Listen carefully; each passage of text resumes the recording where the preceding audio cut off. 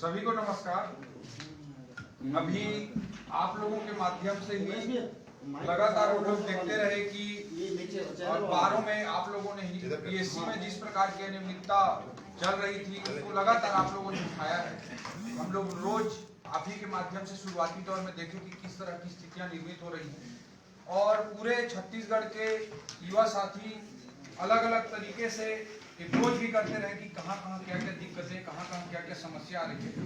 तो लगातार आप लोगों ने जो मुद्दा उठाया और युवा साथियों ने, छत्तीसगढ़ के युवा भाई बहनों ने जब बात को रखा तो हम लोगों ने थोड़ा इस पे काम किया। हमारे विपक्ष की भूमिका को निभाने का हमने काम किया है और रचनात्मक विपक्ष के रूप में हमने कई पॉइंट्स हमको जो मिले हैं और आप लोग भी उसको उजागर करते रहे सभी मीडिया के साथ ही, तो उन सबको आपके सामने आज युवा मोर्चा के माध्यम से हम लोग रखना चाह रहे हैं।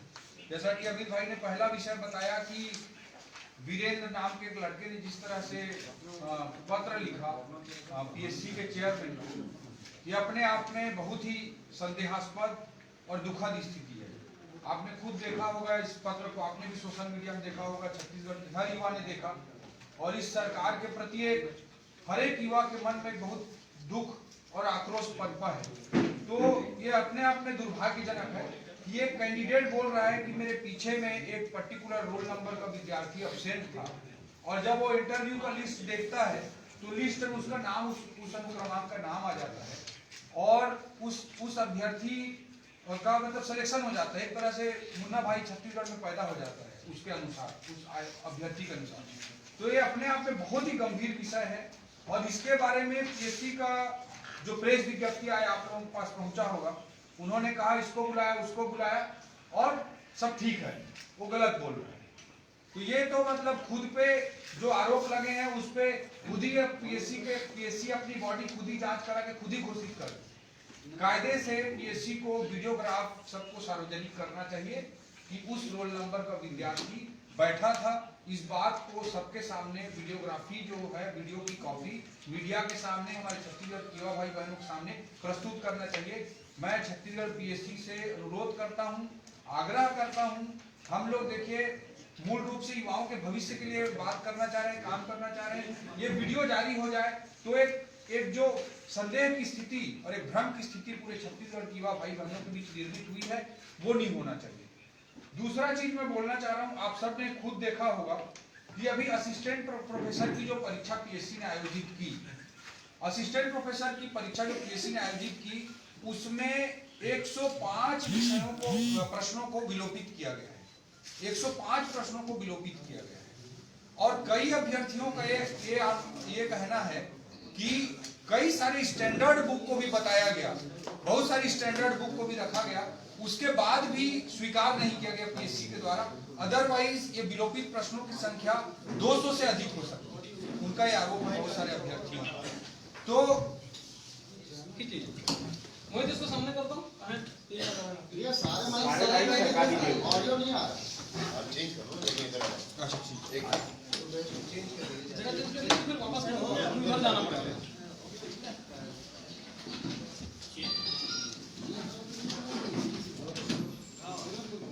मैं सीधा करूँ।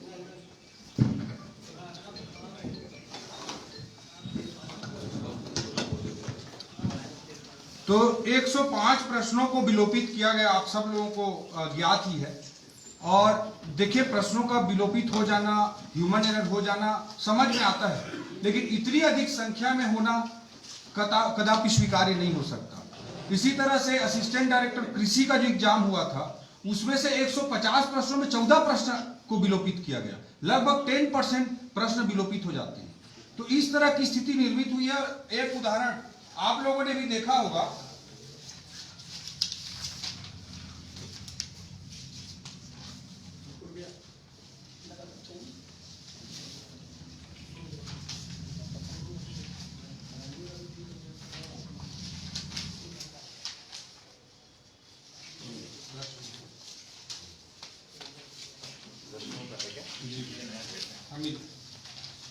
ये प्रश्न आपने भी देखा होगा कि असिस्टेंट प्रोफेसर की एग्जाम में ये प्रश्न पूछा गया था।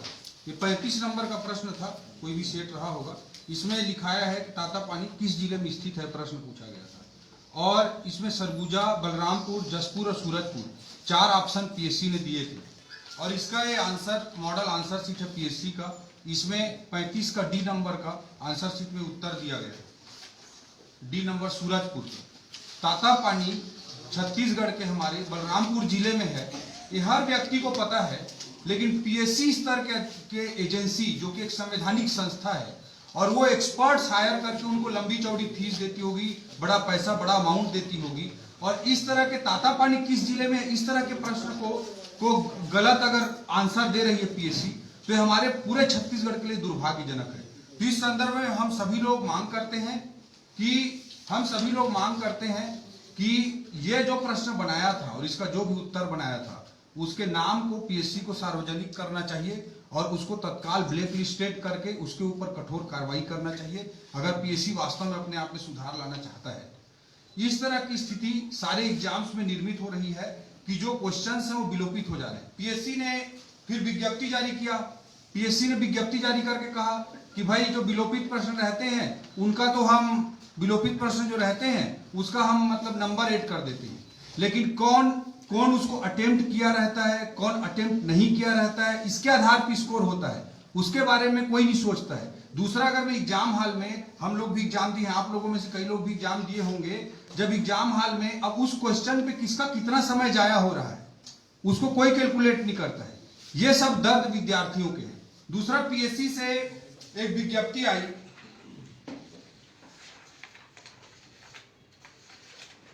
पीएससी विज्ञप्ति जारी करते हुए कहता है कि उक्त सभी कारणों से प्राप्त आपत्तियों को परीक्षण एवं निराकरण संबंधी विषय विशेषज्ञों से कराया जाकर संशोधित मॉडल उत्तर जारी करने की कार्रवाई की जाती है। अतः कुल 2450 प्रश्नों में लगभग 105 प्रश्न विलोपित होना मुद्रण त्रुटि या उल्लेखित अन्य कारणों से है। अब तातापानी कौन से जिले में है, इसका मुद्रण त्रुटि हो जाएगा, इसको छत्तीसगढ़ के युवा भाई बहन कैसे स्वीकार करेंगे। किसी भी आयोग संस्था से आयोजित प्रतियोगी परीक्षाओं में प्रश्नों का विलोपन होना एक सतत प्रक्रिया है, तो उसको एक्सेप्ट करके चल रहे हैं। प्रश्न के विलोपन को न्यून से न्यून किए जाने के प्रयास निरंतर हो रहे हैं। यहाँ पर उल्लेखनीय है कि प्रश्नों के विलोपन से किसी अभ्यर्थी विशेष को अंकों की कोई हानि नहीं होती है, बल्कि परीक्षा में सम्मिलित समस्त अभ्यर्थियों को उस विलोपित प्रश्न के अंक को शेष प्रश्नों के अंक में जोड़ दिए जाने से प्रति प्रश्न के अंकों में वृद्धि होती है, ये बोल रहे हैं। लेकिन उस विलोपित प्रश्न के पीछे कितना समय मेरा बर्बाद हुआ उसको कोई कैलकुलेट नहीं कर सकता। इसको मैं पीएससी को बताना चाहूंगा। आप भी इमेजिन कीजिए कि 10 क्वेश्चन जो विलोपित हो गए उसमें मेरा मैं दिमाग लगाता रहा और मान लीजिए मेरा 15 मिनट बर्बाद हुआ, उसके कारण मैं दूसरे क्वेश्चन को अटेम्प्ट नहीं कर पाया, उसको कौन कैलकुलेट कर सकता है? कोई कैलकुलेट नहीं कर सकता। इसके आगे ये बोलते हैं कि जहां तक अभ्यर्थियों के अधिक उम्र होने के संबंध में जो भ्रांति है, तत्संबंध में लेख के आयोग द्वारा जारी विज्ञापन में क्रमांक एवं विज्ञापन वर्ष का उल्लेख होता है। किसी परीक्षा के लिए जिस वर्ष में विज्ञापन जारी होता है परंतु किसी कारणवश उक्त परीक्षा 3 या 4 वर्षों के बाद संपादित की जाती है, तो भी उक्त स्थिति में आयु की गणना विज्ञापन वर्ष से ही की जाती है। अपने आप में इस तरह का बचकाना जवाब देना पीएससी के माध्यम से अत्यंत दुर्भाग्यजनक है। मैं आप सबके सामने रखना चाहूंगा कि भाई एक भर्ती प्रक्रिया होती है, जैसे असिस्टेंट प्रोफेसर की भर्ती प्रक्रिया चल रही है। असिस्टेंट प्रोफेसर की जो भर्ती प्रक्रिया चल रही है वो जब तक कंप्लीट नहीं होगी दूसरी भर्ती परीक्षा आयोजित नहीं होगी।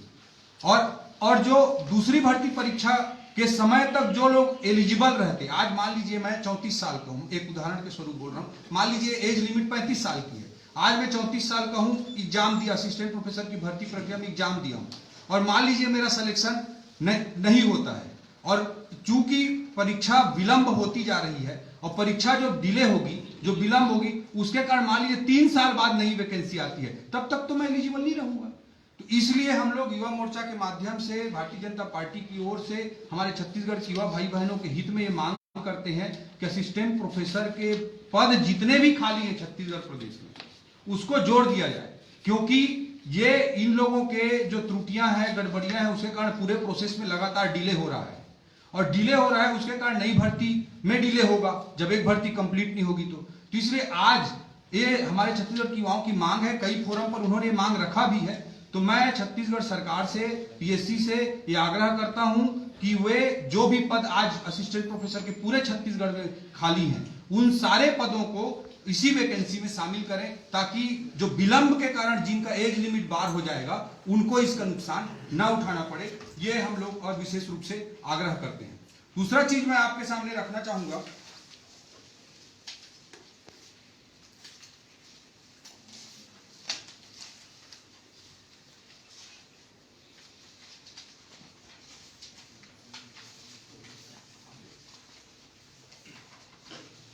ये पीएससी ने 26 दिसंबर 2020 को एक विज्ञप्ति जारी किया है, आप लोगों के पास गया होगा 100%। इसमें पीएससी लिखता है कि छत्तीसगढ़ लोक सेवा आयोग द्वारा आयोजित राज्य सेवा प्रारंभिक परीक्षा 2019 की लिखित परीक्षा 9 फरवरी 2020 को निर्धारित परीक्षा केंद्रों पर आयोजित की गई थी। राज्य सेवा प्रारंभिक परीक्षा 2019 के मॉडल उत्तर दिनांक 12/2/2020 को आयोग के वेबसाइट में जारी करते हुए ऑनलाइन आपत्ति करने की प्रारंभिक तिथि 20/2/20 से आपत्ति स्वीकार करने की अंतिम तिथि 1 मार्च 2020 रात्रि 12 बजे तथा आयोग में दस्तावेज जमा करने की अंतिम तिथि 6 मार्च 2020 तक निर्धारित थी। प्राप्त दावा आपत्तियों का परीक्षण विशेषज्ञ समिति से कराया गया तथा सभी दावा आपत्तियों का निराकरण कर संशोधित मॉडल उत्तर जारी किया गया। पीएससी खुद बोलता है। इसके बाद मैं आपको बोलना चाह रहा हूं कि पीएससी में जो भी उनके लोग हैं, प्रश्न बनाने वाले, उत्तर बनाने वाले, उनकी स्थिति ऐसी है कि युवा जो स्टैंडर्ड बुक है, स्टैंडर्ड सामग्री है, उसको ले लेके जा रहे हैं, वहां पे प्रस्तुत कर रहे हैं। उसके बाद भी पीएससी की हठधर्मिता इस स्तर की है कि उनके जो लॉजिक है उनको कोई सुनने को तैयार नहीं है। वहां पे जो रेफरेंस बुक दिखाए जा रहे हैं, मानक पुस्तक दिखाए जा रहे हैं, उनको कोई सुनने वाला नहीं है वहां पे। इसके कारण मॉडल उत्तर वो लोग दावा आपत्ति प्राप्त करने के बाद निकाल देते हैं और दावा आपत्ति प्राप्त करने के बाद मॉडल उत्तर निकाल देते हैं। उसमें भी जो सुधार करना चाहिए वो सुधार ये नहीं करते हैं। उसके कारण से जो हमारे छत्तीसगढ़ के युवा भाई बहन हैं उनको माननीय उच्च न्यायालय की शरण में जाना पड़ रहा है। और इसी विज्ञप्ति में खुद पीएससी लिखता है कि जो हमारे छत्तीसगढ़ का एक भाई है उदयन और उसके साथ अन्य कई लोग भी माननीय हाई कोर्ट में गए इसी पीएससी के एग्जाम को लेकर। तो उदयन एवं अन्य बनाम छत्तीसगढ़ शासन, इस केस में उदयन एवं अन्य बनाम छत्तीसगढ़ शासन में युवाओं के पक्ष में माननीय उच्च न्यायालय ने निर्णय दिया, जिससे प्रमाणित होता है कि छत्तीसगढ़ पीएससी की हठधर्मिता किस स्तर की थी। और उनकी हठधर्मिता के कारण माननीय उच्च न्यायालय में युवाओं के हक में निर्णय आया और युवाओं के हक में जब निर्णय आया तो पीएससी को फिर से विशेषज्ञ समिति से जांच करनी पड़ी। और पीएससी खुद लिखता है कि राज्य सेवा प्रारंभिक परीक्षा में प्रथम प्रश्न पत्र सेट इनके अलग अलग प्रश्नों का जांच करा गया। इसके अनुसार फिर से सेट ए के प्रश्न क्रमांक 2, सेट बी के 88, सेट सी के 63 और सेट डी के 42 प्रश्नों को विलोपित किया गया। तो मैं ये बोलना चाह रहा हूं बेसिकली कि हमारे छत्तीसगढ़ के युवा भाई बहन विथ लॉजिक, सारे तर्कों के साथ, सारे तथ्यों के साथ, प्रामाणिक सामग्रियों के साथ पीएससी में जाकर बात को रख रहे हैं। उसके बाद भी पीएससी अपनी हठधर्मिता के कारण उस चीज को स्वीकार नहीं कर रही है, जिसके कारण ये स्थिति निर्मित हो रही है कि हमारे छत्तीसगढ़ के युवा भाई बहनों को माननीय न्यायालय में जाना पड़ रहा है और वहां पे उनके हक में निर्णय आ रहे हैं। और इस पूरे प्रोसेस में एक टाइम डिले हो रहा है और बाद में जाकर पीएससी उसी बात को स्वीकार भी करती है। तो इसमें पूरे प्रोसेस में एक टाइम डिले हो रहा है। और जिस परीक्षा की बात की जा रही है, ये प्रारंभिक परीक्षा 2019 की, इसकी 9 फरवरी को निर्धारित हुई थी, परीक्षा आयोजित हुई थी। वो उसका अब हाई कोर्ट से डिसीजन भी आ गया, सब कुछ आ गया, लेकिन मेंस का डेट अभी तक नहीं आया। तो इस तरह से विलंब हो रहा है, इस तरह की जो स्थितियां निर्मित हो रही है उसके कारण विलंब हो रहा है। और नए प्री एग्जाम का डेट भी डिक्लेयर हो गया। 2020 के प्रीलिम्स का डेट डिक्लेयर हो गया, 2019 के मेंस का डेट नहीं आ पाया है। तो जो भी पीएससी की कंपटीशन एग्जाम की तैयारी कर रहा है वो भाई बहन स्पष्ट रूप से समझ सकते हैं कि उनको किस तरह की परिस्थितियों से गुजरना पड़ रहा है, क्योंकि एक प्री निकाला हुआ है, मेंस की तैयारी कर रहा है, मेंस का डेट आया ही नहीं है, फिर प्री आ गया। इस तरह की स्थितियां निर्मित हो रही है। तो एक तो इस तरह के कारण विलंब हो रहा है, हताशा और निराशा का वातावरण हमारे पूरे छत्तीसगढ़ में फैल रहा है। इसके लिए हम सब लोग भारतीय जनता पार्टी की ओर से मांग करते हैं कि 2014 के बाद से 26 नवंबर को संविधान दिवस के दिन प्रत्येक वर्ष छत्तीसगढ़ पीएससी की विज्ञापन निकलती रही है, उस प्रक्रिया को लगातार जारी रखें। और न केवल विज्ञापन निकालने की बात है, मूल बात है कि अगले 26 नवंबर से पहले पूरी भर्ती प्रक्रिया को पूर्ण कर लिया जाए, तब तो आप नया वैकेंसी निकालेंगे। मतलब अगले प्रीलिम्स के पहले पूरी भर्ती प्रक्रिया पूर्ण कर लिया जाए। जैसे 26 नवंबर को वैकेंसी निकाले, जैसे यूपीएससी में होता है। मान लीजिए दिसंबर में वैकेंसी निकला, फिर मान लीजिए अगस्त में अप्रैल मई में प्री हुआ, फिर अक्टूबर नवंबर में मेंस हुआ, फिर मार्च अप्रैल में इंटरव्यू हुआ। तो अगला प्रीलिम्स जो आता है उससे पहले किसी भी स्थिति में परीक्षा को पूर्ण कर ली जाए, तभी सिस्टमेटिक ढंग से युवा इस एग्जाम को दे पाएंगे। नहीं तो अब जैसे 2019 का मेंस हुआ नहीं है और 2020 का प्री आ गया, तो युवा प्री की तैयारी करे कि मेंस की तैयारी करे, इस तरह की स्थिति निर्मित होती है। और जैसे मैं बोलूंगा, आप संघ लोक सेवा आयोग का वेबसाइट कभी भी देखिएगा, संघ लोक सेवा आयोग के वेबसाइट पे पूरे आने वाले साल का कैलेंडर डला रहता है कि किस तारीख को कौन से एग्जाम होगा। कई बार युवा होता है कि भाई 2-3 एग्जाम साथ में देता है, 4-5 एग्जाम साथ में देता है, तो जब तक कैलेंडर नहीं रहता तो उसका डेट भी क्लैश होता है और उसको पता ही नहीं रहता कब क्या होना है क्या नहीं होना है। और कोई दूसरा एग्जाम की तैयारी कर रहा है, पता चला उस बीच में नया एग्जाम आ गया, तो सब डेट क्लैश होने लगते हैं और उसकी तैयारी भी क्लैश होने लगती है। तो संघ लोक सेवा आयोग पूरे साल भर के लिए कैलेंडर जारी करती है। उत्तर प्रदेश के पीएससी ने भी कैलेंडर जारी किया हुआ है, मध्य प्रदेश के पीएससी ने भी अभी कैलेंडर जारी किया हुआ है। तो हम भारतीय जनता पार्टी की ओर से, भारतीय जनता युवा मोर्चा की ओर से सरकार से और पीएससी से मांग करते हैं कि प्रत्येक वर्ष 26 नवंबर के दिन आने वाले साल का कैलेंडर जारी कर दीजिए, जो कि युवाओं के हित में होगा। दूसरा, मैं आपको अभी कल के मैं कुछ डॉक्यूमेंट दिखाना चाहूंगा कि एडमिट कार्ड को लोग डाउनलोड करने की कोशिश कर रहे हैं। इस तरह के पेज निकल कर आ रहा है वेबसाइट में। दुनिया कहां से कहां चली गई, हमारे देश की और दुनिया की टेक्नोलॉजी कहां से कहां पहुंच गई, और पीएससी अभी भी कौन से जमाने में जीना चाह रहा है वही जाने। ये जो प्रवेश पत्र के लिए निकाल रहे हैं, तो इस तरह की स्थिति पूरा पेज आ रहा है वेबसाइट पे। अभी कल हम लोग निकाल रहे थे, ये सब स्थितियां देखने को निर्मित हुई। तो मतलब हर तरह से व्यवस्था को इन्होंने पूरा लचर बना के रखा हुआ है और 2017 के मेंस का रिजल्ट ही नहीं दिख रहा है। इस तरह की स्थितियां हर दृष्टिकोण से बनी हुई हैं। तो ऐसे जो परिस्थिति पूरे छत्तीसगढ़ में निर्मित हुई है, उसके कारण हमारे छत्तीसगढ़ के सारे युवा भाई बहन एक हताशा और निराशा की स्थिति में जीवन जी रहे हैं। आपको मैं बताना चाहूंगा, बड़े दुख के साथ में बताना चाहूंगा, बड़े दुख के साथ में बताना चाहूंगा। मैं इससे पूरा मैं नहीं बोलता कि केवल इसी कारण से हुआ होगा, लेकिन एक घटना जो मैं कल खुद जिसका वास्ता हुआ मेरे साथ, नवीन राठौर नाम का लड़का है, रायगढ़ जिले के घघरा गांव में 21-22 साल का लड़का था। 21 और 22 के बीच में उसकी उम्र थी। पीएससी की तैयारी करता था। कोई ऐसा दिन नहीं था जिस दिन वो 10 से 16 घंटे के बीच में पढ़ाई नहीं करता था। 10 से 16 घंटे के बीच में पढ़ाई नहीं करता था। और वो पिछले लगातार, बहुत ही होनहार लड़का था, लगातार पढ़ाई करता रहा, मेहनत करता रहा। अभी लास्ट मंथ ही, पिछले महीने ही ब्रेन हेमरेज से उसकी मृत्यु हो गई। 21 और 22 के बीच का लड़का था। कल हम लोग उसके घर गए थे, उसके पिताजी, उसके भाई सब लोग हैं, और मतलब ब्रेन हेमरेज से उसकी डेथ हो गई। तो इस तरह की स्थितियां निर्मित होंगी क्योंकि युवा प्रेशर में आएगा, उसको हताशा निराशा का सामना करना पड़ेगा। तो कहीं ना कहीं उसके मनोमस्तिष्क में, उसके शरीर में, सब जगह इस चीज का प्रभाव पड़ता है। और मैं एक ही चीज बोलना चाहता हूं कि भाई जो भी भर्ती संस्था होती है वो लोकतंत्र का सबसे बड़ा प्रमाण होती है। किसी देश के, भारत देश के, छत्तीसगढ़ के किसी कोने में बैठा हुआ जो युवा है, वो जो तैयारी करता है, वो भारत के लोकतंत्र पे भरोसा करके तैयारी करता है। एक आम आदमी, एक बीपीएल परिवार का आदमी, एक लोअर मिडिल क्लास का आदमी अपने सब कुछ, जमीन जायदाद, घर को बेच करके बच्चे के पैसे पे लगाते हैं। इसलिए लगाते हैं कि भारत के लोकतंत्र पर उनको भरोसा है। और भारत के लोकतंत्र के मजबूत होने का सबसे बड़ा प्रमाण भर्ती एजेंसियां हैं। छत्तीसगढ़ पीएससी एक संवैधानिक संस्था है और उससे पूरे छत्तीसगढ़ के युवाओं का आशा और विश्वास जुड़ा हुआ है। इस आशा और विश्वास को कायम रखने के लिए वे लोग काम करें, अन्यथा हमारे छत्तीसगढ़ में जो स्थिति निर्मित हो रही है वो अत्यंत भयानक है। अभी आपने कांग्रेस से ही आपने देखा होगा कि ये बात आई है कि उन्होंने खुद एक तरह से छत्तीसगढ़ की पीएससी की विफलता को स्वीकार किया है। और एक कांग्रेसियों का आरोप प्रत्यारोप और ब्लेम गेम की राजनीति का पुराना कल्चर है।